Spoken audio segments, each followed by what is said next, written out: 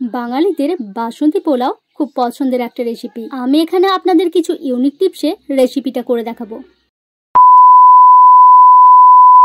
নমস্কার বন্ধুরা, আমি শ্রেয়া, আমার চ্যানেলে আপনাদেরকে স্বাগত।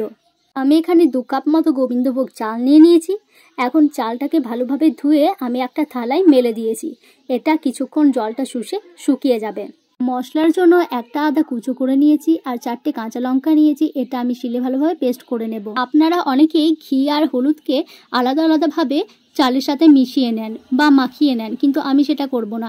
আমি কড়াইয়ে পরিমাণ মতো ঘি দিয়ে দিয়েছি। সেটা লিকুইড হয়ে এলে আমি সেটার মধ্যে 1 টেবিল স্পুন হলুদ গুঁড়ো দিয়ে দেব এবং সেটা ঠান্ডা হয়ে এলে চালের মধ্যে আমি ভালোভাবে মিক্স করে নেব এবং যে পেস্টটা আমি বানিয়ে রেখেছি সেটাও ভালোভাবে মিক্স করে নেব। এখন আমি আবার ঘি দিয়েছি, আপনারা চাইলে এর পরিবর্তে সাদা তেলও দিতে পারেন। এখন আমি দারচিনি, লবঙ্গ, এলাচ, তেজপাতা তেলে দিয়ে ভালোভাবে নেড়ে ভেজে নেব।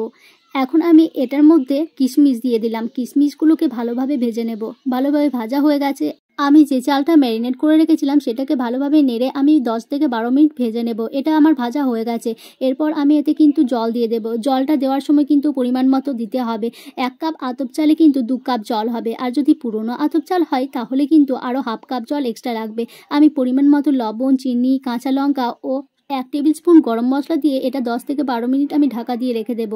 এই ফাঁকে আমি আপনাদেরকে একটা টিপস বলে রাখি।